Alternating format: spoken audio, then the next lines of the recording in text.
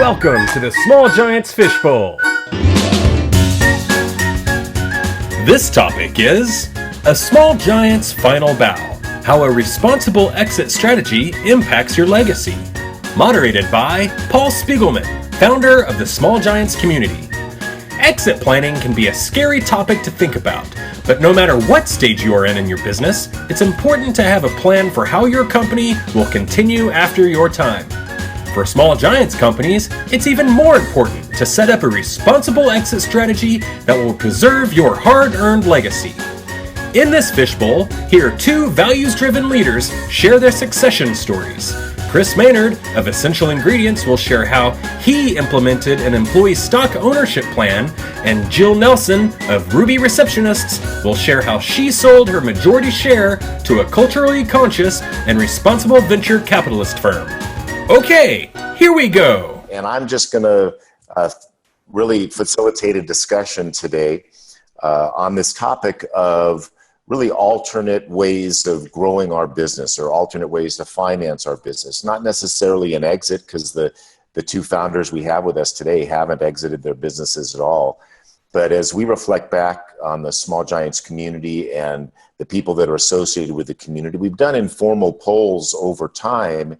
And the fact is that the vast majority do not have any outside capital in the business.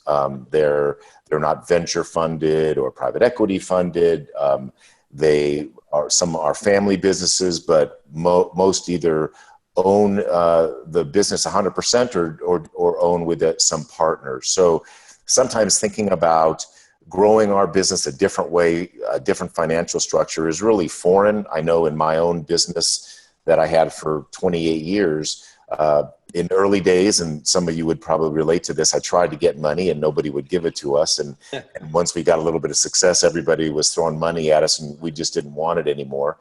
So I never had any outside capital in the business. And back in 2009, I decided to bring in a partner for the first time, went through the whole private equity process and actually walked away with a couple weeks before the deal closed, because I just felt that that model wasn't compatible with our business. And a year and a half later, I ended up selling the company to a strategic buyer. But prior to that, some of these concepts and alternatives were really foreign to me. So I'm going to make the same assumption that most of you are running your businesses without outside capital. That may be wrong. And if you have experiences similar or different than the ones we're going to talk about today, please chime in and share those with us. But we have really two great examples of people who have made the choice, either themselves or with their partners, to go a different route. And so I want to explore why they did that, how it's going, and what lessons we can learn from that. So first, I'm going to jump on with Jill Nelson from Call Ruby, and welcome, Jill, to the conference. Thank you very much. It's really a pleasure to be here, and I'm just thrilled to find you guys. It seems like, I've been doing this for 15 years, and here's this community of values-driven businesses, and like it sounds like most of you all too. I went solo for many years before making this change. So I'm excited to share the story today. So tell us a little bit about the business, how you got started. I remember talking to you a few months ago, and it was just a fascinating story of how you really decided to even become an entrepreneur. So tell us about how you got started. Okay, well, I guess I could go back to my stint as I guess originally a receptionist for a business broker that they evolved into a brief time as a business broker. I represented the owners of small businesses, and sort of along the way got to curate what I thought a good business was, and then 2001 hit, and I took a break, spent time with my son. I think he really loved it when he was in grade school, that I was in his classroom all the time. And then he hit middle school, and I had this realization that all of a sudden he didn't want me in his classroom nearly as much, and so I was like, I need to find my own thing. So the original idea was to do an executive suites concept. I know we see the WeWorks, the shared workspace of today. Back then, it was something more traditional with the small offices to lease to small businesses and provide shared receptionists, shared secretarial, but from the get-go, I had a stumbling block. I had no money and I had no business experience, so I couldn't find a landlord willing to build out an entire floor of Class A office space for me. So I just said, okay, well, what can I do with the resources I had? And this idea of a virtual receptionist took shape and sort of worked through that, and Ruby was born, and today we serve over 6,300 small businesses. We are their first impression over the phone, and today it's a complete solution that allows small businesses to grow. We help them win business and help them sort of free up from their desk and be out there wherever their customers may be. And there's a complete telephony and technology solution along with that live receptionist service. So as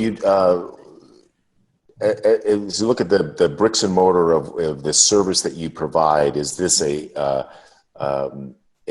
call center environment where everybody's in a location? Are they working from home?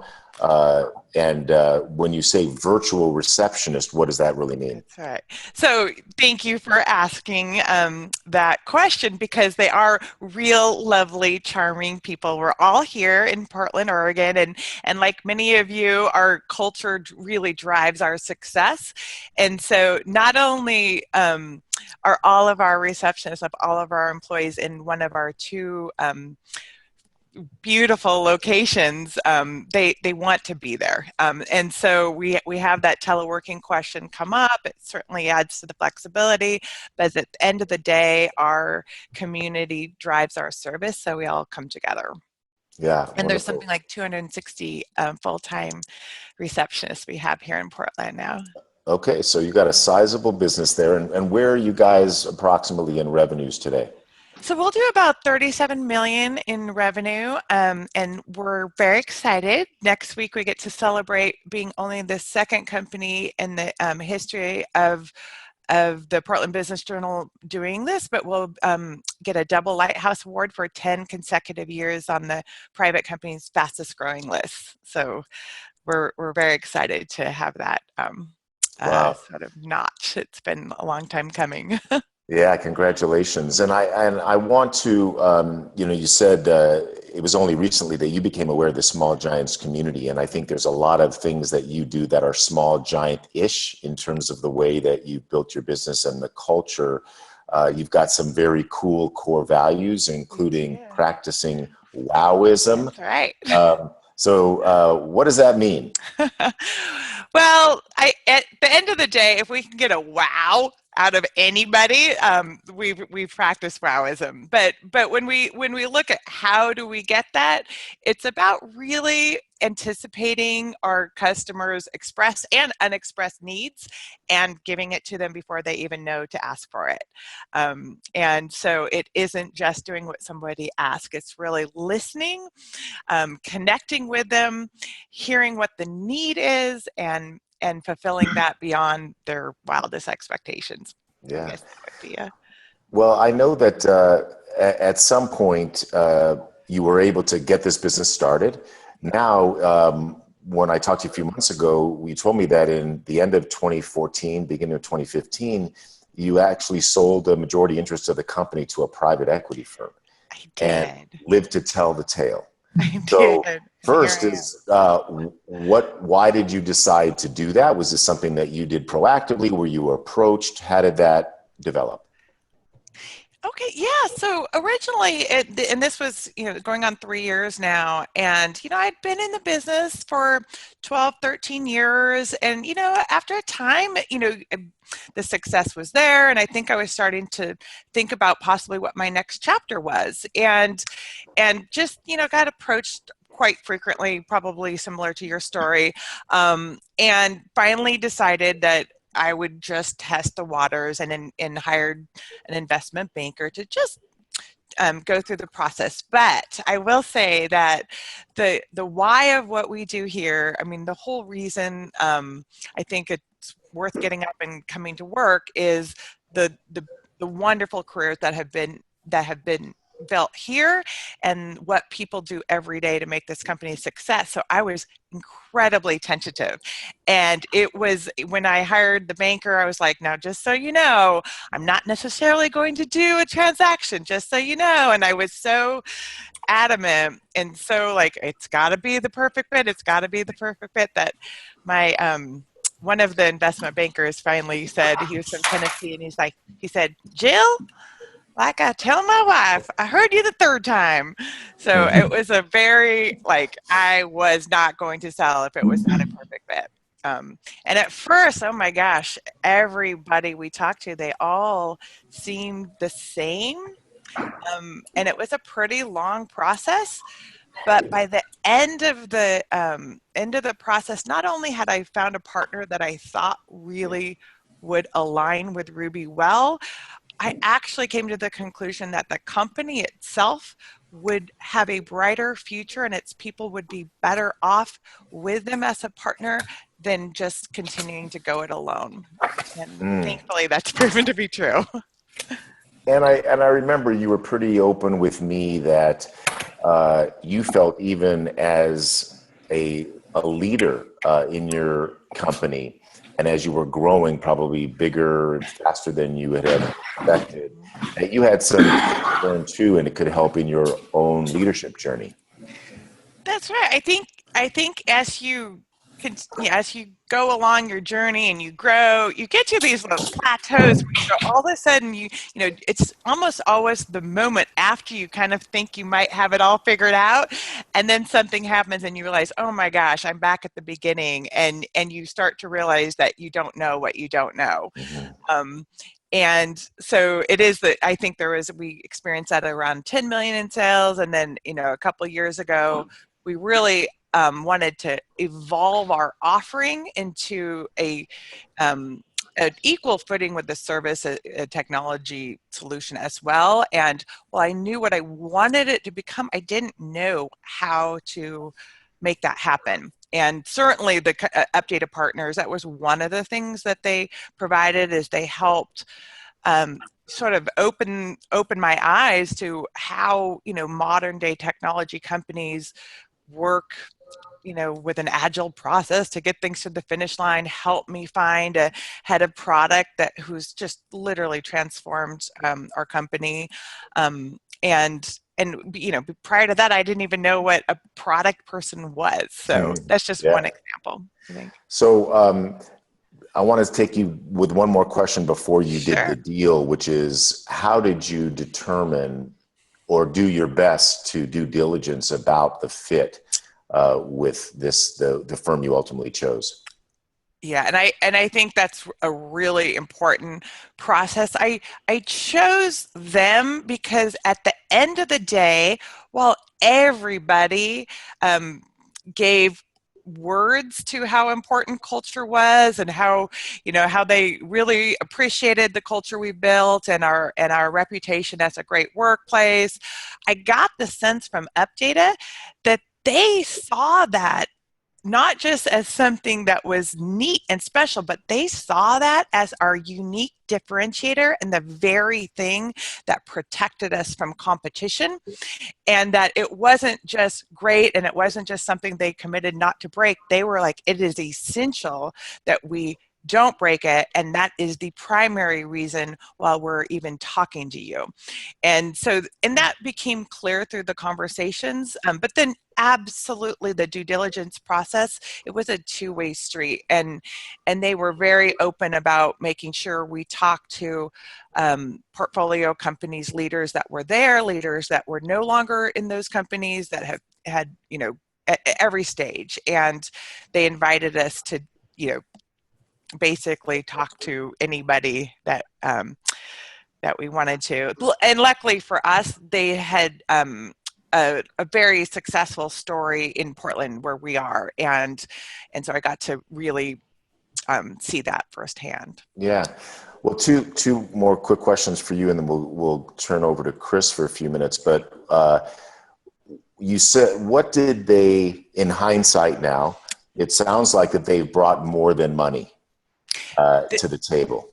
They did, and I didn't necessarily think about that. Certainly, my motivating factor was, I could take a little bit of, chips off the table and sort of take a breath and celebrate the success of what has happened so far. And then, with them as a partner, kind of get bold and double down again.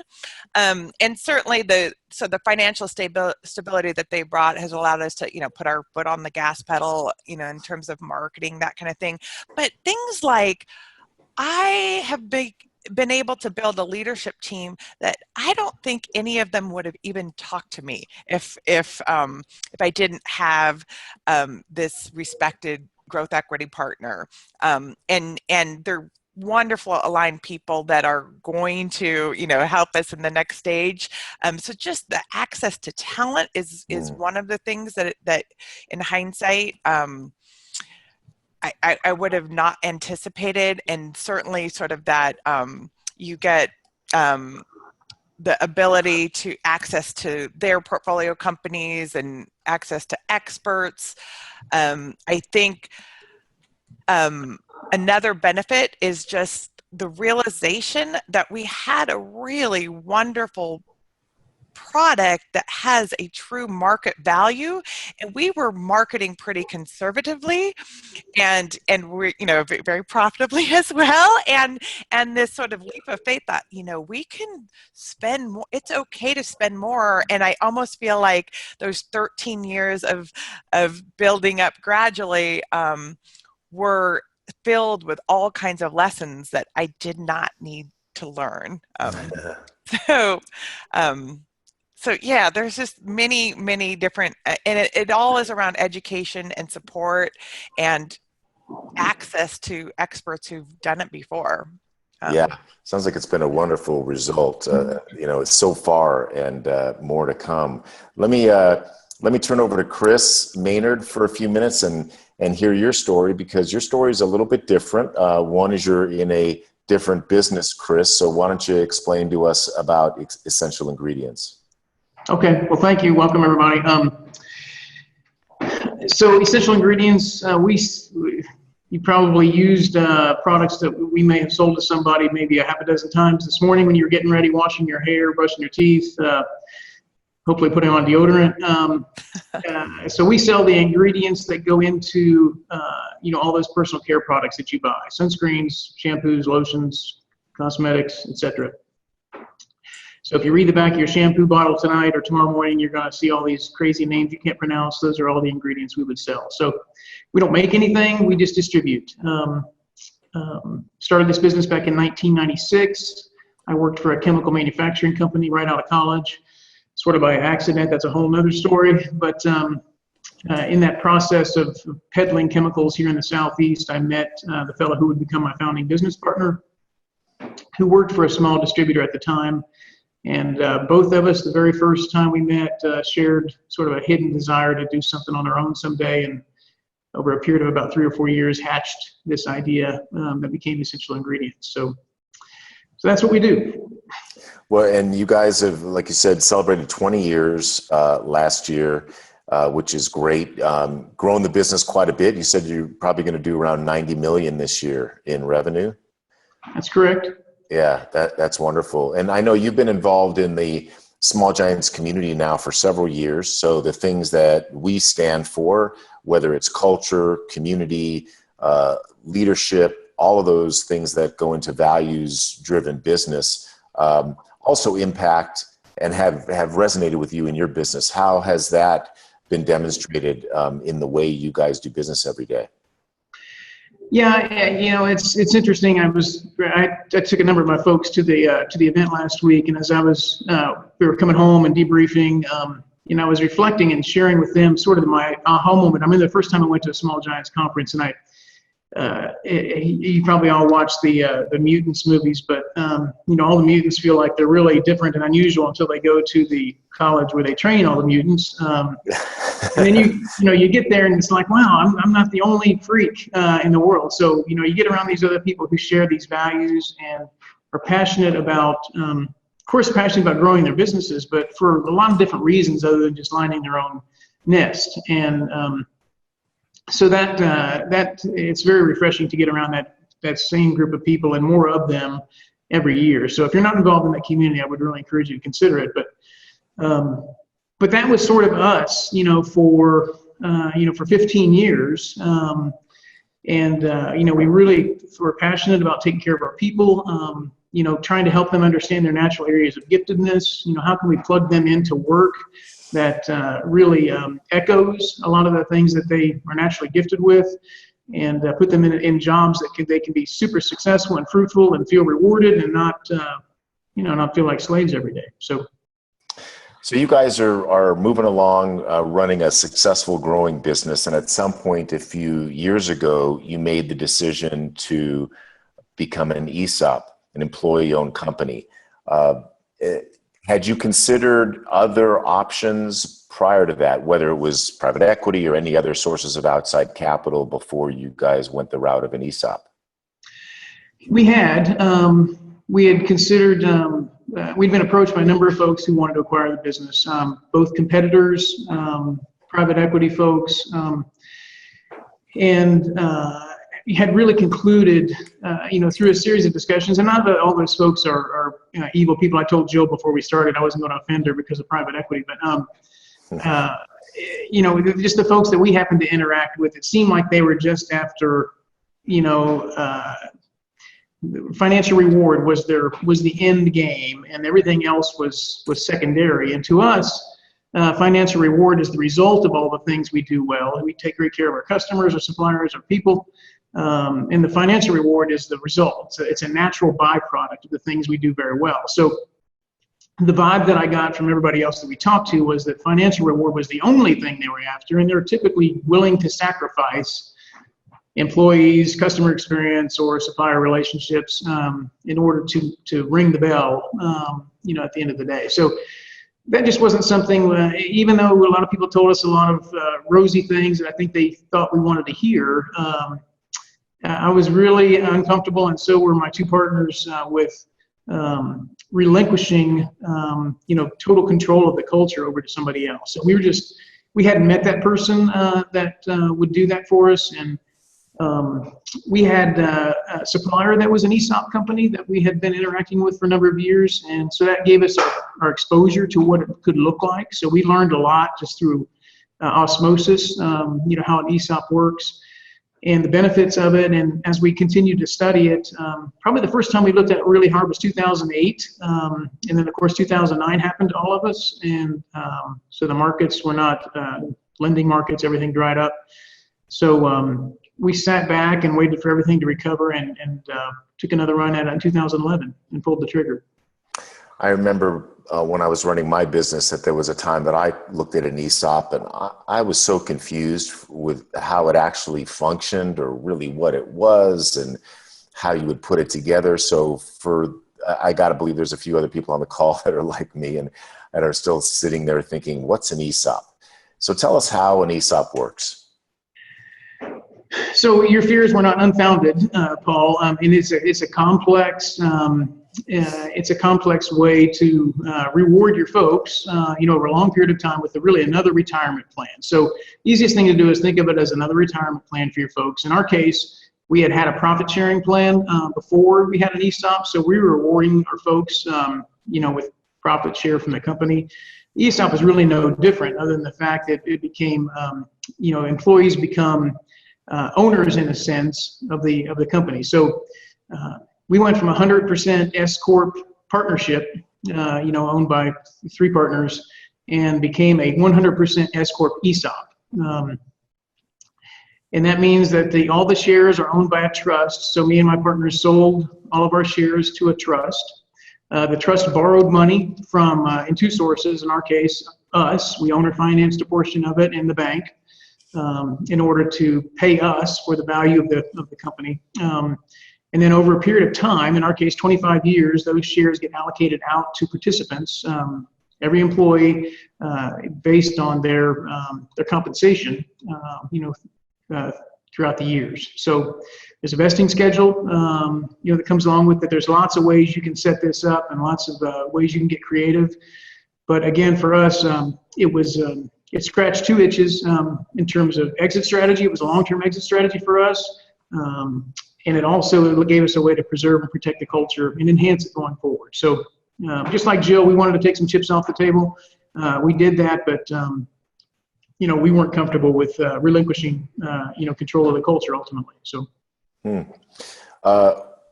how did you value the company? As I understand, you do an independent, right, valuation in order to create the value upon which the price is done. And then don't you do a third-party valuation every year? We do. So, at the onset of the ESOP, we had to do a valuation. There's lots of independent, there's a lot of people who line up at the door with their hand out when you do an ESOP. So there's a lot of attorneys involved. There's a valuation company. Of course, there's banks. But yeah, every year we bring in an independent valuation company. They establish a value for the company based on a number of different methods and criteria that they'll use. I can't emphasize strongly enough, how important it is to pick the right partners in this. There's a lot of good ones out there, and I think there's some ones that aren't so good. And a lot of people have told me, you're either going to spend the money on the front end, hiring really good people, or you're going to spend it on the back end paying penalties. So you may as well do it on the front end and, make sure you get a good team. But and you'll learn a lot. I mean, there's things that I'm learning today, 6 years into the ESOP, that it's kind of like, why didn't somebody tell me that before? So it's an ongoing education. But there's lots of resources out there. There's National Association of Employee Ownership and several other organizations that can help coach folks up. So as you now think back over the last 6 years since you did this, are you happy you made this decision? I hear sometimes when you do an ESOP, you're kind of leaving money on the table and sort of personally that you might have got otherwise if you had gone a different route. So number one, how do you and your partners feel about having made that decision? And then number two, how do your employees feel? And do you feel like, I always wonder, is there an impact on day-to-day behavior as a result of having an employee own a piece of the company in that way? Yeah, I mean, if you're looking for maximum return, as a single shareholder or partnership, you're probably not going to get it with an ESOP. So if that is your primary motivation, this is probably not the path you want to take. If you're looking for, something that gives you a fair value for the company and then allows you to participate as a participant ongoing, continue to be invested in the leadership and shaping the culture going ahead, it's a great strategy. I mean, and it's really perfect for us. I mean, it's worked great. There's no question we could have gotten more money for the company on the outside. But for us, it worked really well. I think back, I know, when we announced this to our folks, which was August 11th, 2011, but we had rented an off-site venue, and we invited all our employees to come in under the guise of a 15-year anniversary. So I get up in front of the group, and I'm sharing with them. There comes a time in every company when you've got to sort of cross the bridge about what's going to happen to the company long term. And, I even outlined some of these things. We could sell to private equity. We could sell to a competitor. And I said, we've evaluated those things, and these are all the reasons we didn't want to do it. But I said in front of them all, I said, I'm telling you this morning, I'm here to announce that we did sell a company this morning. So we'd been downtown, big attorney's office, signed all the documents. And you could have heard a pin drop. I mean, it was just dead quiet. And an audible gasp in the room. In the back of the room, I had some guys who had actually helped us with the event, and they're the only people in the room who had suits on. Nobody knew who they were.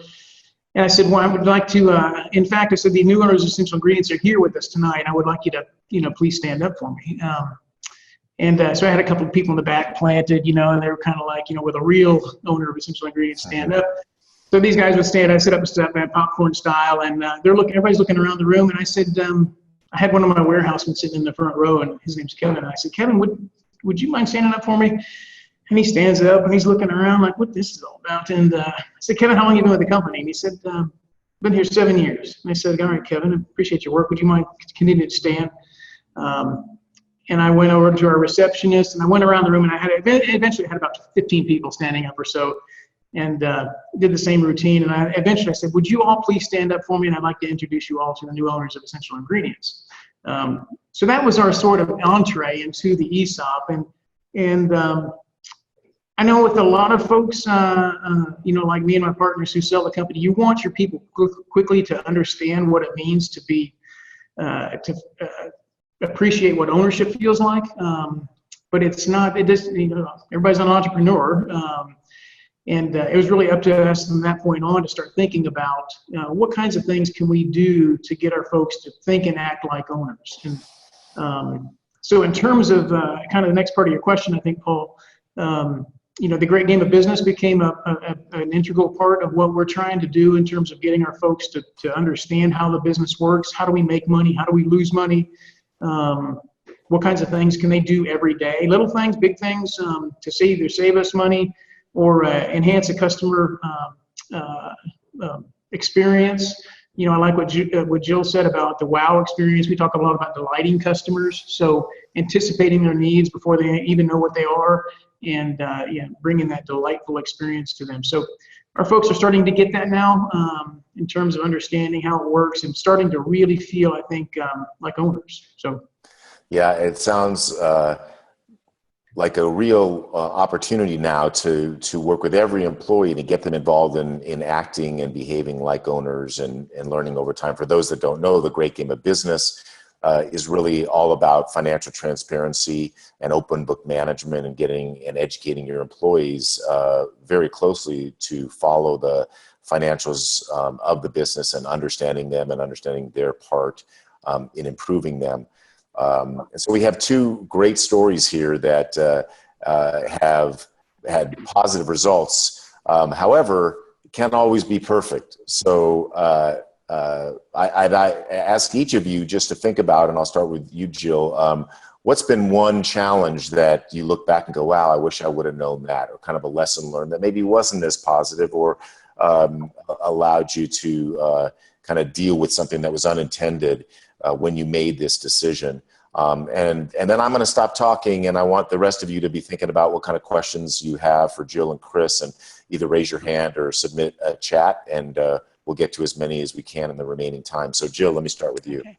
Okay, and as I'm thinking about the unintended consequences, I just have to say, Kris, that is just one of the best stories I have ever heard from any business owner. I got goosebumps, and then I got teary-eyed, and I don't know how you made it even, I don't know, the span of 60 seconds or however long that moment of probably, fear of your employees before that is just really a phenomenal story. If you get more chances to share that, that's so cool. I think in hindsight, I think I did really, really well for the company for this particular transaction, and I realize I have less control over the next phase. And so I spent a lot of time thinking about how do we protect Ruby for perpetuity, and I most likely will not be around forever here, and so how do we start to prepare for that? And if I would have thought farther along back then, I probably could have done some things that could have given me a little more leverage for the next exit. So that's probably something I would think about. Okay, good. Kris? Yeah, I think for us, I mentioned the great game. That's a relatively new venture for us. It really is about 15 months into that. So we waited, 4 years, and it was really just stumbling, that we came across it. And I would have started that from day one, how to get our folks to start thinking and acting like owners. So I feel a little bit behind the eight ball on that. Our folks we've got a bright group, and they're getting that quickly. But I think that's one thing that if you're considering ESOP, I would almost do those things concurrently. And I would hire a coach and get somebody to come in and spend some time with you and really dive deep on that, because it's frustrating as you think you're doing something great for your folks, and sharing this with them, and it can be frustrating when they don't. So when it takes them a while to get it, and they didn't get it because it was my fault. We didn't know how to teach it to them. So. Yeah, well, you're well on your way now. All right, let's turn it over to the group with our remaining time. Hamza, you want to kind of help facilitate here? I can only see certain people here, so I don't know if there's hands raised, but looks like you had at least one on the chat. Yeah. So this is for both Jill and Kris. How have you handled helping your management and leadership team work with employees who are now owners? Jill? Oh, well, so Kris, perhaps you might want to take that. Our employees are not owners. We did receive with the updated transaction, they did allocate a portion of the company to the leadership team. And so our leadership team and some key original employees also have some legacy ownership. But I'm guessing, Kris, that's probably a good question for you to answer. Yeah, I mean, we've adopted a lot of Patrick Lencioni's model of the advantage in terms of how we work as a leadership team, and sort of how that spools out with our employees. So that's been a very effective I think way to lead our folks. And getting that leadership team right at the top, and getting the alignment in the entire organization around the common vision that we've got, and building trust along the way is that's been sort of our roadmap for how we move forward. Jill, let me follow up on that, maybe to ask the question a little bit different in your situation. Something that you told me when we spoke earlier that was amazing was that 95% of your current leadership team started out as receptionists in the business, and that's really impressive.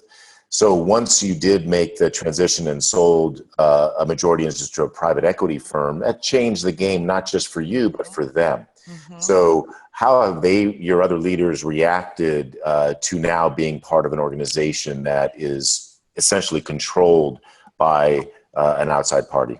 That's right. And surprisingly, the transition was very simple, and there was just a lot of trust. I actually anticipated more fear and more, what does this mean to us, when it was announced? And I think our culture is strong enough, and we had earned enough trust that people said, well, this is what you say is the right thing. This is what we're doing going forward.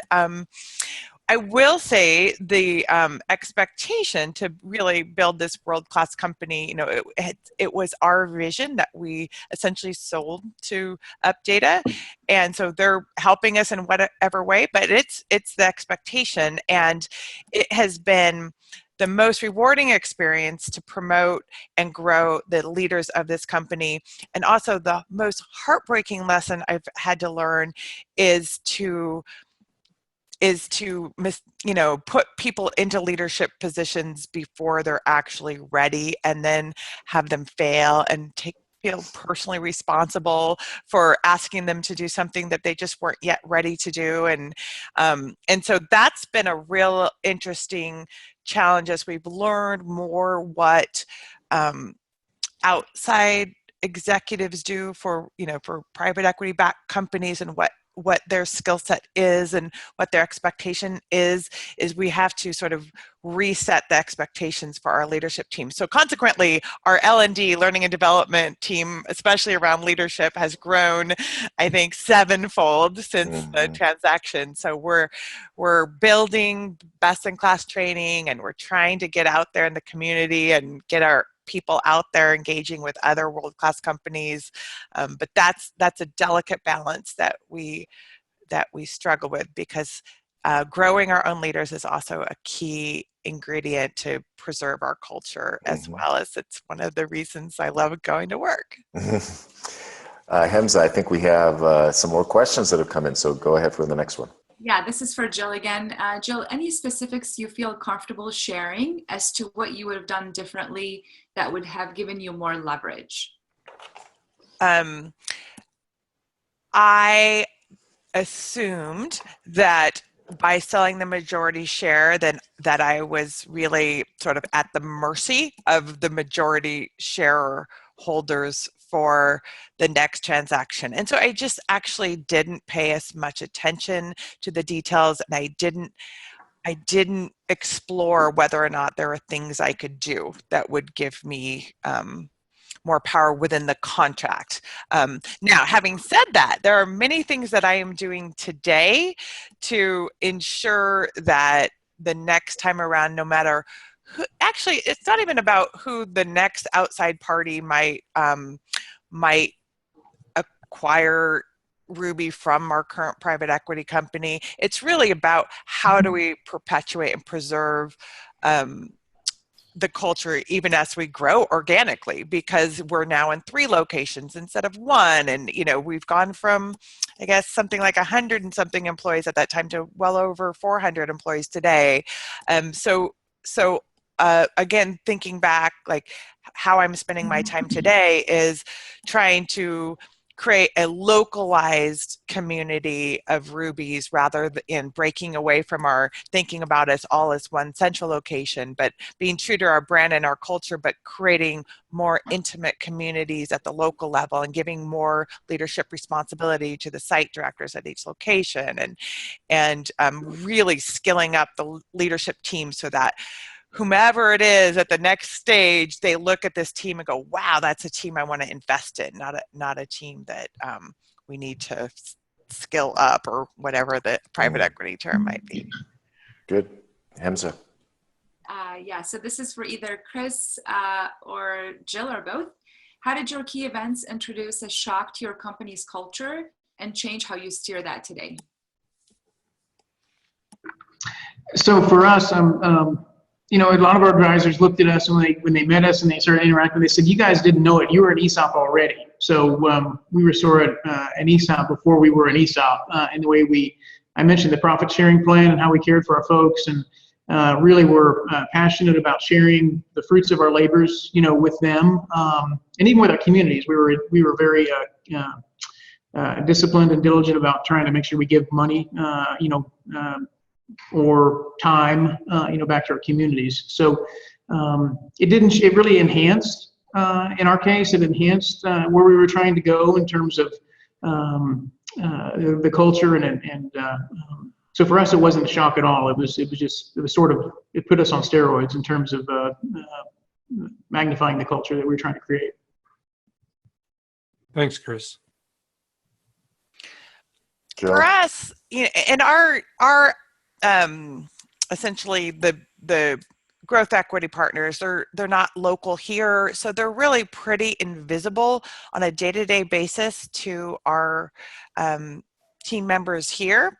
The one thing that has improved in our Great Place to Work surveys, we have remained consistent year over year on all of the questionnaire answers. There's one area that's actually improved, and that's career and growth opportunities. And so we brought in our chief product and technology officer, came from Ancestry.com, and she has led people. They've now developed careers in product, in QA, and even we have a junior coder who had started here as a receptionist. So there are and UX. These are all careers that nobody here, I think, had even any insight to, that because of this transition and because of our ability to attract outside expertise, we've been able to develop careers. And so when people see that, they see it as a positive thing. And when they see us starting to get really recognized in the community,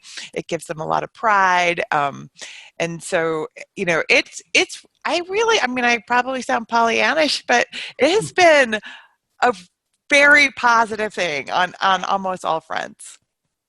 Thanks, Jill. Next one, Hamza. Great. How long did it take to get everything in place so you could announce the change once you decided that this is the direction you're going in? I'll go first, I guess, Jill. For us, again, we had sort of started on this project back in 2008. We learned a lot in that stage, and then 2009 happened, late 2008. So we had all this sort of stored away in the closet in terms of knowledge. We continued learning over a period of time.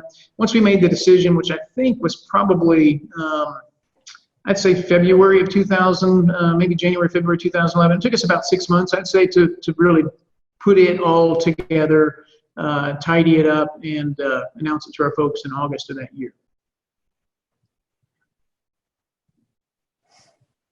Hamza, would you mind repeating that question really quick? I want to make sure and answer it Sure. correctly. How long did it take to get everything in place so you could announce the change once you decided you're going in that direction? Gotcha. So we made the decision, I think, in May of 2014 to engage in a process. We entered a formal, I guess, letter of intent early fall. We closed the deal in December, and then we announced it company-wide in January at our all-company staff meeting. So it's a pretty long process from start to finish. Great, thank you. This is for Kris. Did any of the partners resist the idea of the ESOP and letting go of a portion of their influence or control? And any advice for a long-standing 70 years of a family-owned company with 40 plus partners?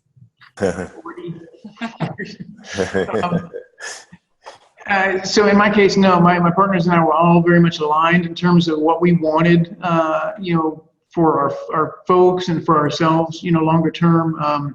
We love the idea of sharing the ownership with our teams, and then again participating, shaping the culture moving forward from there. So, and the good news is we'd grown up in the business. I mean, Kris Gerlach and myself founded the business. Mike came along about a year and a half later. So we had,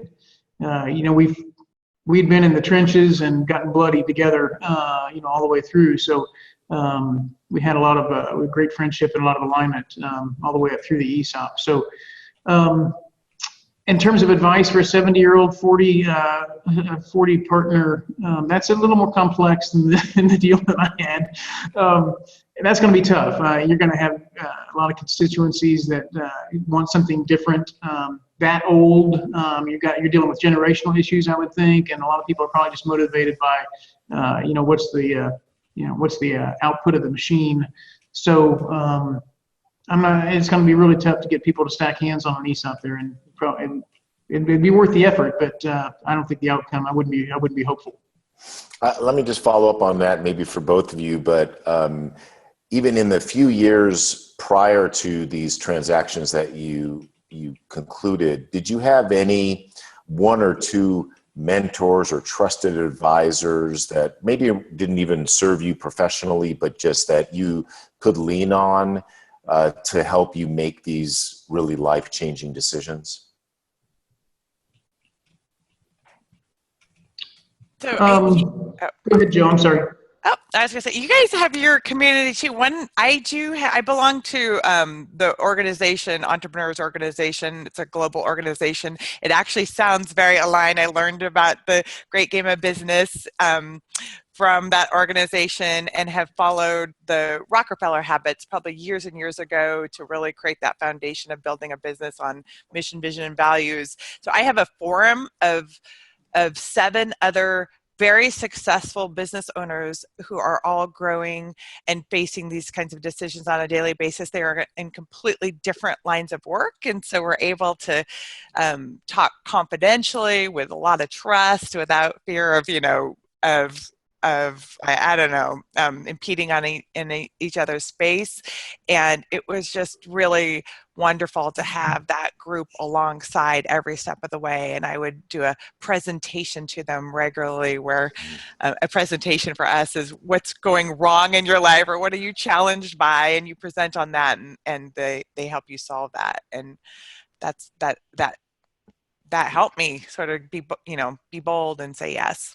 Yeah, probably still does help. How about you, Kris? It may sound odd, but, for me, it was this was almost a spiritual experience. For me, and even coaching for my pastor and things like that, just in terms of, as I pray through the Lord's Prayer, your kingdom come on earth as it is in heaven, which we all know. But, it made me reflect and think a lot about, our responsibility as entrepreneurs and as business owners who, can create these places where folks can, I think one of my gifts is entrepreneurship and creating space and jobs where people can come and feel fruitful and enjoy the work they're doing. So the idea of being able to scale that and make more room for people longer term and provide a place where there's just so many, you hear so many people complain about work, and because they're mistreated and they're not appreciated and they're treated like parts, parts that are exchangeable. If one wears out, we just get a new one. And there's people have so much more dignity than that. So for me, it was, it was a lot of those types of conversations where I'm thinking about, how do we make this world, it's corny, how do we make the world a better place, by creating, places where folks can come to work and feel fruitful every day, doing the things that they've been, I think, created to do. So it's a different approach, but that's really what was motivational to me.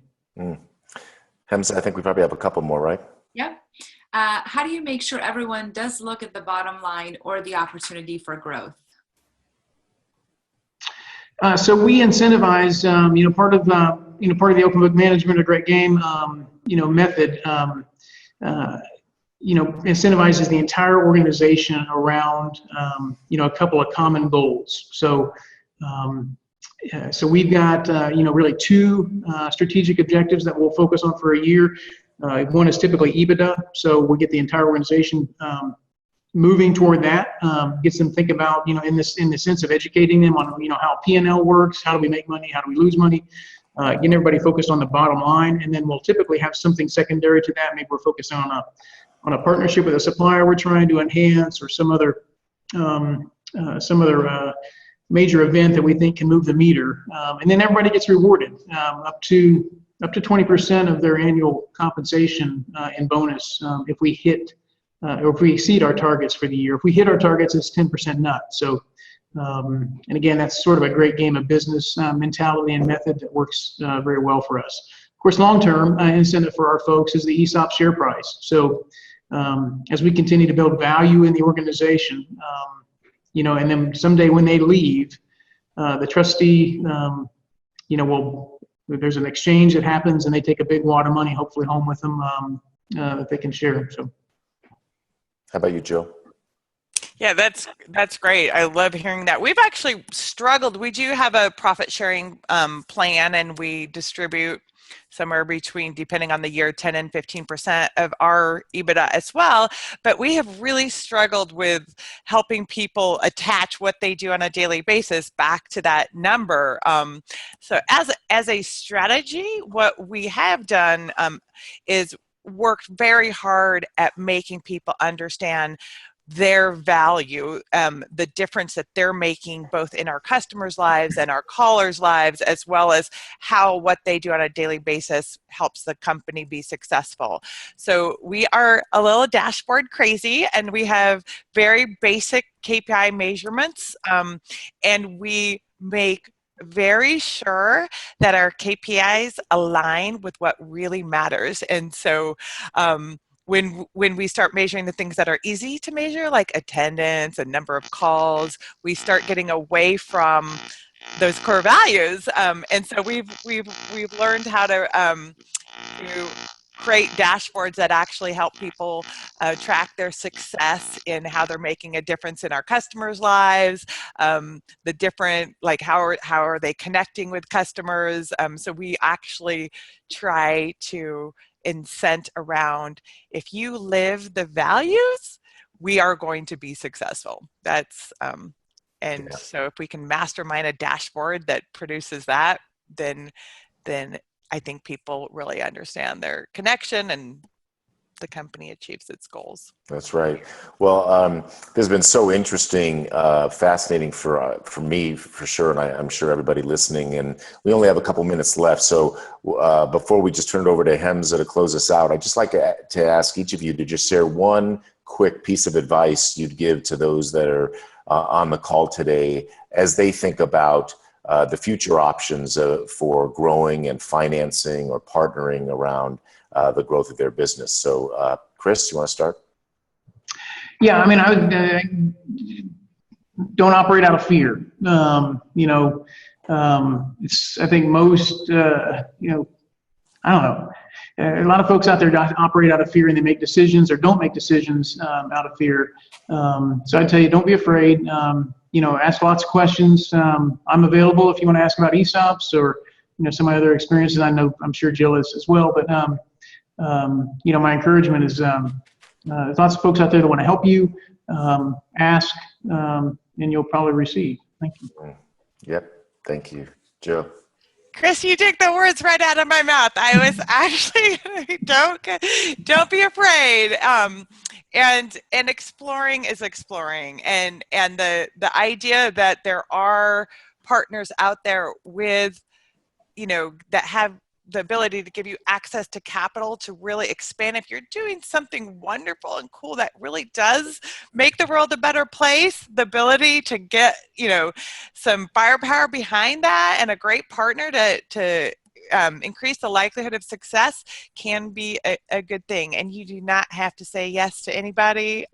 So you don't have to be afraid to explore that process. I almost would mirror it, like literally everything, just ditto what you said along the way, because also then there's just a lot to learn and explore and pick other people's brains. The mistakes have been made, the successes have happened. There's probably nothing new out there. So yeah, and I think even entrepreneurs who sometimes take risk also have fear.